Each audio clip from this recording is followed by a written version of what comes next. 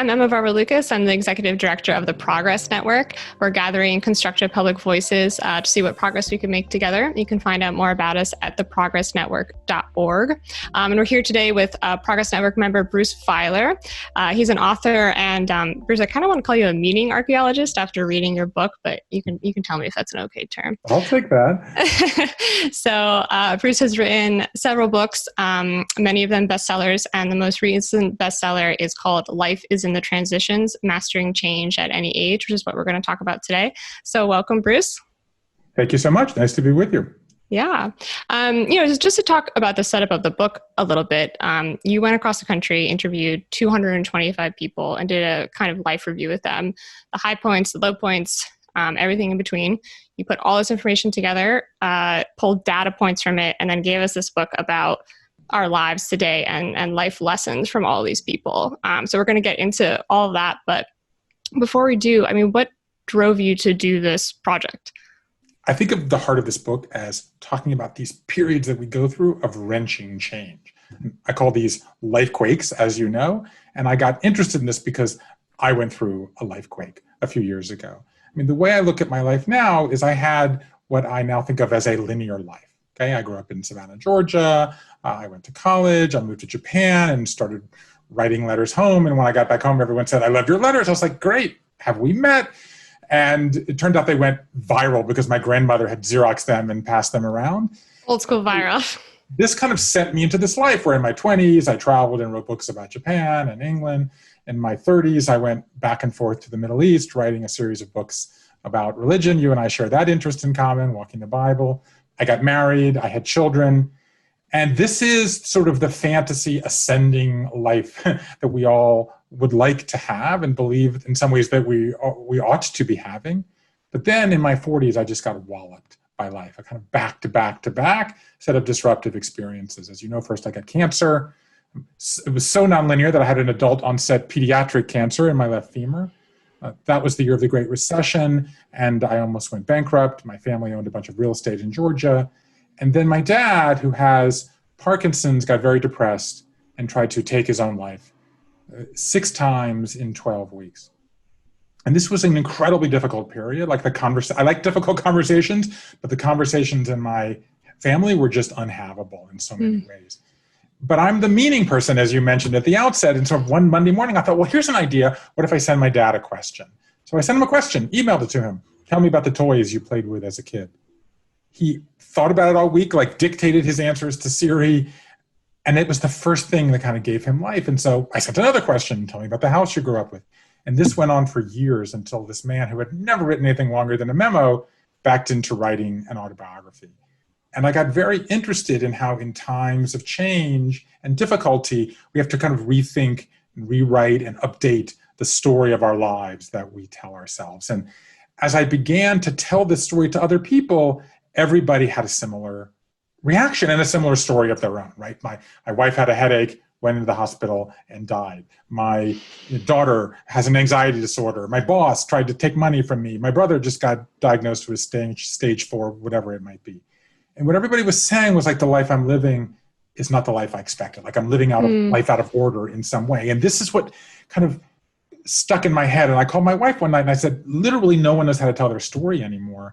And I got to figure out how to help. And so what I did, as you mentioned, is I created this thing that I call the Life Story Project, where I crisscrossed the country collecting what became hundreds and hundreds of life stories of people in all 50 states, an unimaginable array of life experience. Lost limbs, lost homes, changed careers, changed religions, got sober, got out of bad marriages. I then spent a year with a dozen people coding these stories, trying to tease out themes and takeaways that could help all of us in times of change. And you mentioned the linear life in the beginning and this sort of fantasy that we have that our life is going to go here and then I'm here and then I'm here, yes. Life ascending. But you find out that that is not the case anymore. That in fact, all of our lives are what you call non-linear. So what does that look like? So I think that, there was this moment where I felt like at the beginning of this project where I pulled a book off a shelf, and instead of the book moving, the entire shelf moved, and I was in another room, like one of those kind of things out of a childhood fiction book. It turns out Dan Brown has one of these in his castle in France. Anyway, what was in that other room was this idea that was new to me, which is that our lives kind of have a paradigmatic shape to them. So in the ancient world, they thought that life was a circle. They didn't have linear time. In the Middle Ages, they think life is a staircase up to middle age when you peak, and then it's downhill from there. And this is everybody. So what does that mean? If you peak at middle age, that means no new love at 40, like no starting a new enterprise at 50, no retiring and opening a B&B or a bookstore or whatever it might be. And really, since the birth of science 150 years ago, we were led to believe in the West that life would be a linear arrow of progress. So Freud has these psychosexual stages of development, Piaget with childhood development, Erikson, the 8 stages of moral development, the 5 stages of Greek, the hero's journey. These are all kind of linear constructs. And that is what we still are haunted by. But that's an aberration. We've only believed this was going to happen for the last 100 years. Now we know that kind of life is more chaotic. It's a web. It's interconnected. It has fluidity and change, periods of stability and instability. That's called lots of different things: chaos theory, network theory. So we've changed how we look at the world, but we've not changed how we look at our lives. So I would say that the big idea that emerged from this project is that the linear life is dead. And what I mean by that is the idea of one job, one home, one relationships, one source of happiness from adolescence to assisted living, like that's gone. It's been replaced by what I call the nonlinear life, which has many more twists and turns. My data, as you know, show that we go through one disruptor every 12 to 18 months, 36 in our lives. I mean, that's more often than most people see a dentist. And 1 in 10 of those becomes one of these lifequakes. And I use this word because it's kind of higher on the Richter scale of consequences and has aftershocks that last for years. And these lead into these life transitions. And so the final big lesson is that life transitions are a skill that we can and must master. We spend half of our lives in transitions. It's basically a lifelong sport that no one's teaching us how to play. And so my book unveils the first new model for how to navigate these times in 40 years. And I guess the last thing I'll say is that I've been working on this book for half a decade. I mean, I feel like I've been wandering around my office here saying, we should be talking about transitions. Like, why are people not talking about transitions? Like, this is really important. And then lo and behold, this book arrives at a moment when the entire planet is going through a transition at the same time. Mega transition, yeah. And it's interesting, obviously you just said you were researching and writing this book pre-pandemic, and then it came out during the pandemic. And in the book, you talk about how a collective lifequake that everyone, society goes through at the same time is fairly rare. And yet here we are, like you said, in this big transition together. So what are we to do with that? I mean, what are the lessons from your book that we can and help us in this particular moment? So we go through 3 to 5 of these lifequakes in the course of our lives. They tend actually to clump together for a whole wide variety of reasons. And so I tried to break them down. Like what makes a disruptor? Most of these disruptors we get through pretty easily, but what makes a disruptor a lifequake? And so I divided them into two different axes. So one is voluntary and involuntary. So it turns out that 53% of our lifequakes are involuntary. So what's an involuntary lifequake? An involuntary lifequake is you get a diagnosis, you lose a job, you go through a natural disaster, your spouse cheats on you. So that's 47% are voluntary. That means you leave to start a new job, right? You change religion. You cheat on your spouse. So it's interesting because I was born in 1964, which is nominally the last year of the baby boom. And I looked at this and I was like, wow, 47% of people are making their own changes. Like we are embracing the opportunity of contemporary life, like the nonlinear life. We can reinvent ourselves. That's great. I actually had a bunch of millennials on my coding team and they looked at this and like, whoa, 53% are involuntary? Like I can't control my life. Okay, so that was one axis, voluntary and involuntary, more or less half and half. Then I did personal and collective, and I thought like 92% or something like that were personal, and a very small number were collective. So, and it turned out that the smallest category is collective involuntary. So a collective involuntary lifequake is a natural disaster, a war, a recession.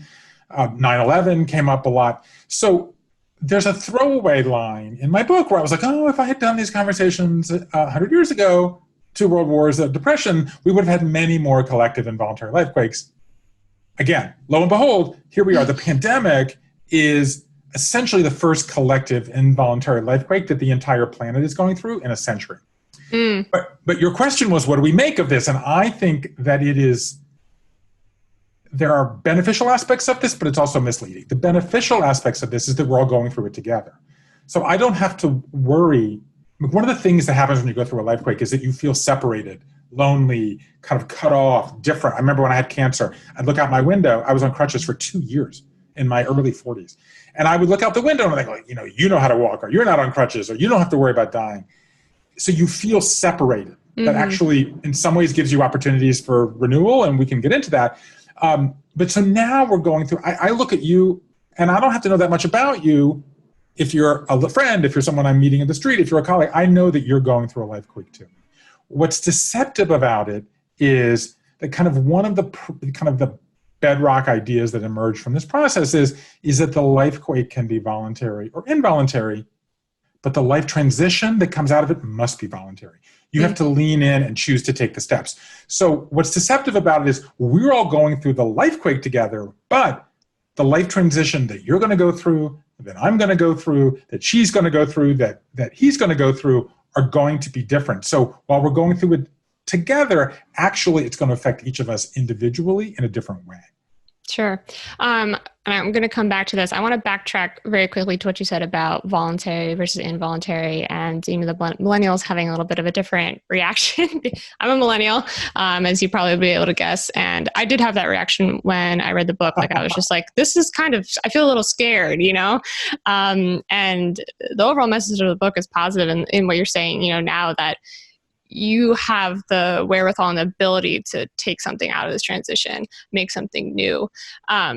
But what I wanted to ask about is this feeling of both openness that the non-linear life can give you, this openness and feeling of choice, versus that paralysis and that fear. Is that an active choice that we need to make, and when we're thinking about our lives being non-linear? So I think that one of the first thing I want to say in response to that question is that there was this interesting wrinkle to the conversations that I had. When I originally set out on this journey, I thought I should really do people 40 plus, because I wanted to do people who'd kind of been beaten up a little bit by life who had managed to get through. And my wife, Linda Rotenberg, who started and runs an organization called Endeavor that works with entrepreneurs around the world, she's like, no, millennials have a life story too, and they also have kind of oscillations and twists and turns. And she was right. And in fact, what I found is that this idea of nonlinearity, Xers get it intuitively more than boomers, and millennials get it intuitively more than Xers. So that creates a kind of what I call a transition gap between, say, millennials and their boomer parents, because the boomer parents in their 50s and 60s and up potentially, they're still haunted by the ghost of linearity. This idea of change is harder for them. So one thing that millennials sort of have going for them, for you in this case, is that intuitively that you're going to have 12.7 jobs and 12.3 moves, and the kind of boomers are looking back at the millennials and say, well, what do you mean you're having a baby before you get married, right? Or what do you mean you're buying a house before you're going to commit a relationship? Or what do you mean you're moving and you don't know what you're going to do when you get to the next town? So actually, you are actually embracing already the idea of nonlinearity. Maybe that's the voluntary side of nonlinearity, and maybe what you're beginning to discover. And I think, frankly, the pandemic is going to go a long way to searing this into all of our minds, is you're beginning to realize that you can't control all of those twists and turns. You can't control when a natural disaster happens. When the corporation gets shut down, when you get an injury, when your parents get an injury, if you're born to a child that has special needs. So it's coming, but the fact that you already accept the nonlinearity, I believe, will give you something of a leg up, even when the involuntary lifequakes start coming at you in a higher number. And by the way, the last thing I'll say about this is that the millennials, the peak year for divorce in America was 1979. And so the millennials, of course, start coming aboard in the years after that. So a lot of millennials were born into ruptured or rupturing households. So that idea of nonlinearity hitting you when you're a child or an adolescent was much more normalized when millennials were growing up than when those of us who were growing up in the 60s and 70s had to experience that as a kind of massive shock to the system. Yeah, and it's true. I mean, this does all kind of make sort of intuitive, eminent sense to me. So I can attest to that as a millennial. And back to your point that a lot of these things that happen are going to be involuntary. You're not in control of the sort of intense craziness that happens in your life sometimes, and that's why you have to figure out how to handle these transitions. And what you say in the book is that you can come to that terrain thinking that it's hostile terrain, but it can be very fertile terrain. So maybe you can talk a little bit about that, like how we can get through these transitions well. So I want to reiterate the point I made earlier, because I think it's important at this point in the conversation. That is that the lifequake itself can be voluntary or involuntary, expected or unexpected. I'm the parent, as you know, of identical girls. Having identical twins was a lifequake by any measure. It affected my work life, my personal life, my sleeping habit, my financial state, like where I was going to live. Everything gets affected by that. It's a positive event, but it's still a lifequake by any metric. So what I want to say is that the lifequake can be voluntary and involuntary, but the change that you go through must be voluntary. And so what happens is, let's just say you've gone through a lifequake, or you're in one now, because frankly, you or someone you know is in one right now. And then you've decided to go into the transition. You've accepted it, and you're going to go into the transition. Then what happens is people do kind of one of two things. Either they make a 217 item to-do list and say, I'm going to be perfect, and I'm going to get through done in this weekend, and I'll be through my transition by Monday morning. Transition, yeah. Exactly, right? Like I'm going to superhero my way. I'm going to Avenger my way through it. Or what happens is, you feel stuck in place and you're in a fetal position on the bed and you say, I'm never going to move. And the reason is because it feels unusual to you, partly because you've been led to believe that these are abnormal, these times, and I'm trying to kind of normalize the change. But I also want to say you look at enough of these, as I have done, and certain patterns begin to appear. So like the first thing I want to say is that these transitions have a kind of structure to them. They have 3 phases. As you know, this is a big part of my book. There's the long goodbye, where you say goodbye to the life that's not coming back. There's the messy middle, where you shed certain habits and create new ones. And then there's the new beginning, where you unveil your new self. And you then kind of update your life story and you move on with your life. And it turns out that essentially everybody's good at one of these phases and they're bad at one of these phases. So some people are good at saying goodbye. They like to turn the page really quickly, but they get stuck in the middle. Some people love the messy middle because it's lists and it's talking to people and it's experimenting. But they don't like the messy work of confronting their emotions that's involved in a long goodbye. So everyone has a superpower and a kryptonite. And kind of one of the things that I found is that the way we've talked about transitions for 100 years, going back to a German anthropologist named Arnold van Gennep, who first came up with this idea in 1909, called them rites of passage, we were told that you had to do them in order. Not shocking for the linear life, the linear age. Like first you say goodbye and then you go through the betwixt and between. That turns out to be wrong. It turns out like you say goodbye, then you're in the messy middle, then you forgot something in goodbye, then you want to take people are like life is non-linear and the transitions themselves are non-linear. Mm-hmm. But the point is that there are phases and there are, as you know, I've identified these 7 tools that people use. So once you get over the shock, whether you've initiated it or it's come at you, once you've decided to lean in and go through the transition, there are actually things you can do, and that gives you this sense that you're kind of reclaiming agency over your life and you're helping to make yourself better. Yeah, and this is why I said meaning archaeologist in the beginning, is that you talk about how making meaning out of your narrative and telling your story is such an important part of that toolkit. So maybe you can tell us a little bit about that. So essentially what a lifequake is a meaning vacuum. When all the traditional sources of meaning and identity, the kind of building blocks of who we are basically sucked out of our lives in a sort of in a fundamental way. And what I mean by that is, I identified what I call the ABCs of meaning. And so the A is agency. That's the sense of that, you create, you make, you build. That's kind of your work life, if you will. The B is belonging. That's your relationships, your friends, your neighbors, your colleagues. And then the C is a cause. That's sort of something higher than yourself.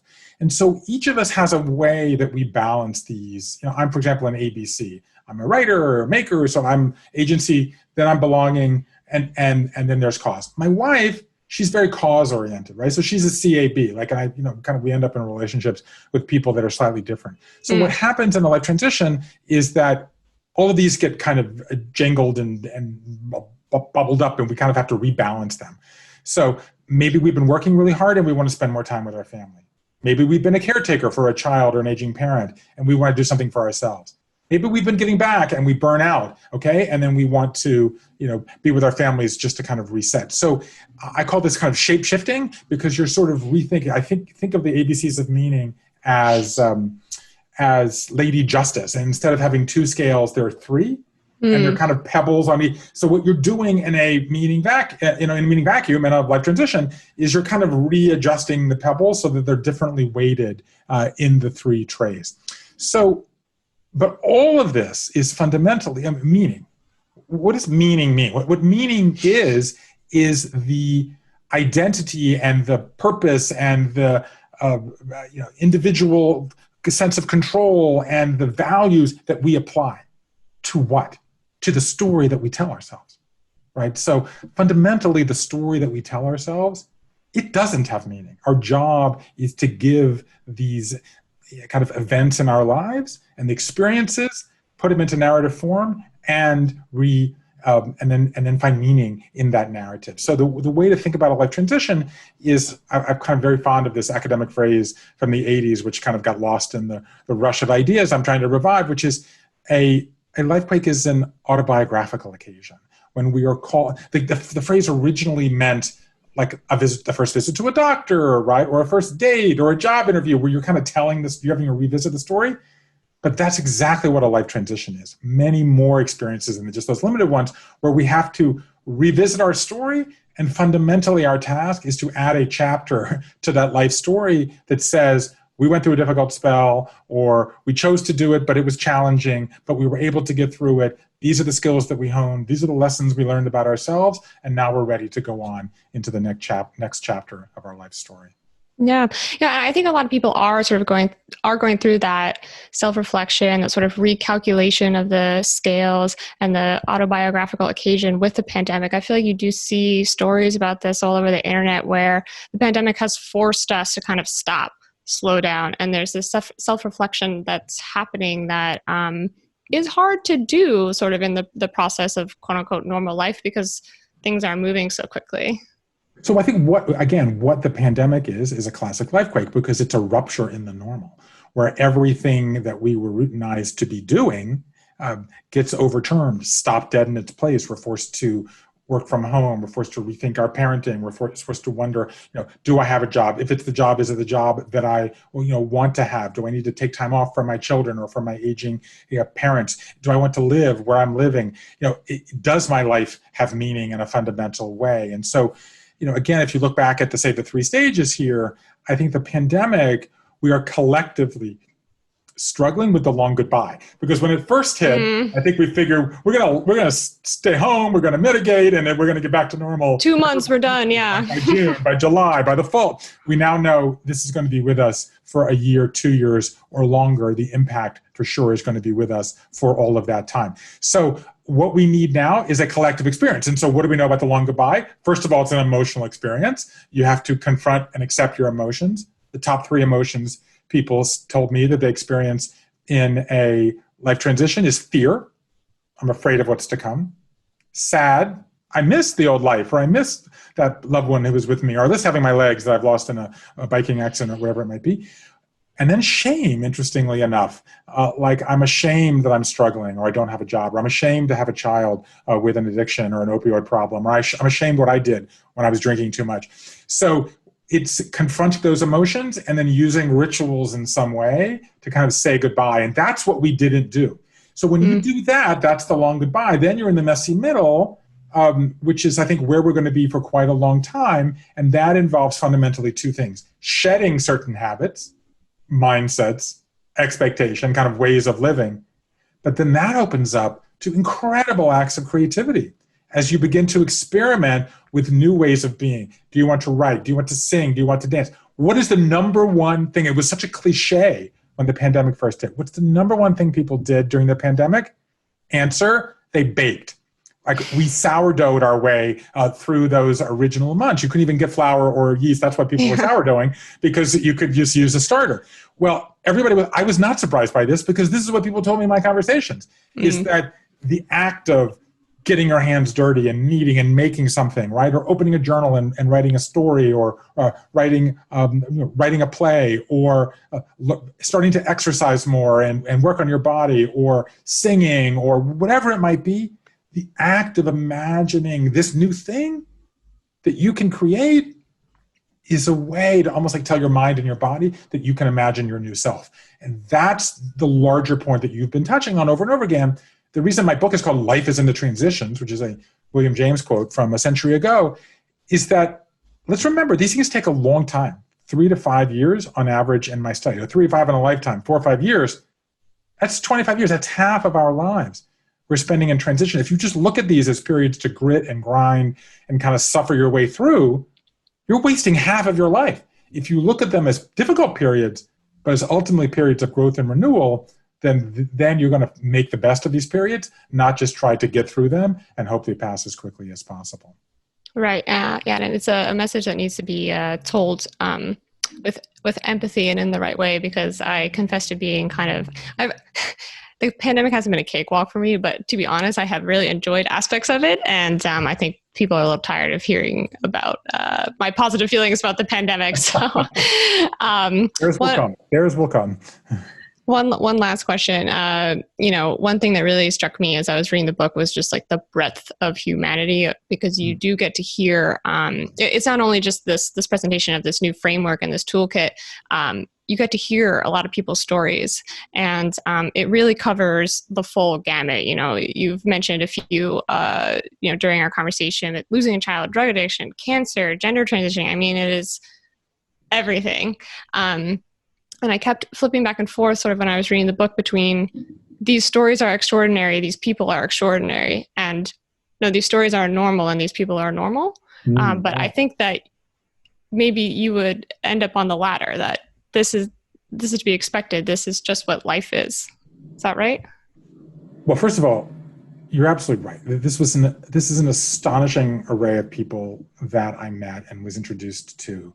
And hearing their stories and the incredible breadth of humanity, one reaction that I kept having was, I thought that I had been through this, sort of caustic array of life experiences. And then when you find out what other people have been through, you feel incredibly grateful for all the things that you haven't suffered in your life. That's one feeling. But I think that the number one thing, now that this book has been out a while, and as you mentioned earlier, in the top 10 of the New York Times bestseller list, people are saying what they feel upon reading it is relief, and that they're not alone, that other people are going through this. And so I feel like that they are both ordinary and extraordinary at the same time.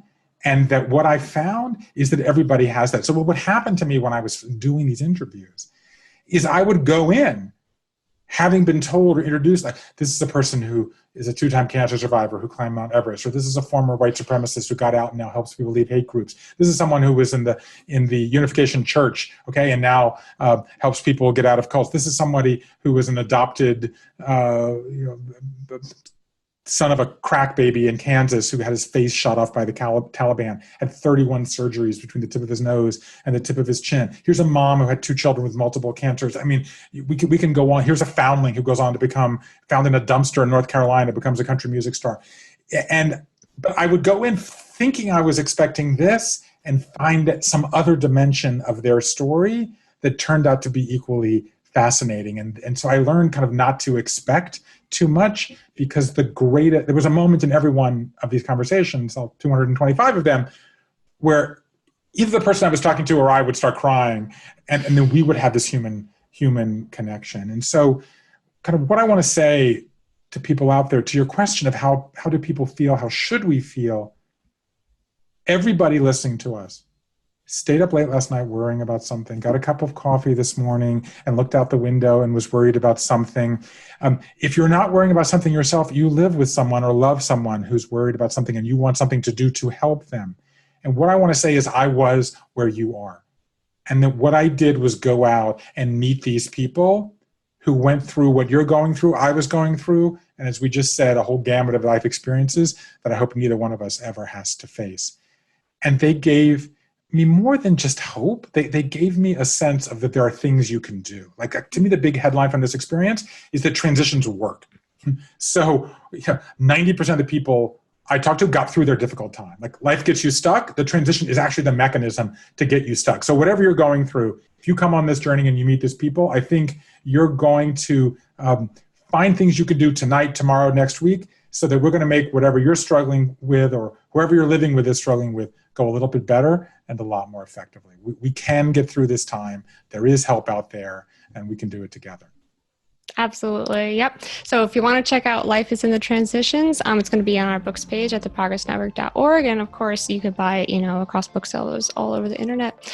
So thank you so much, Bruce. My pleasure. Thank you so much for inviting me, and congratulations on the launch of the Progress Network. Thank you so much. Appreciate it.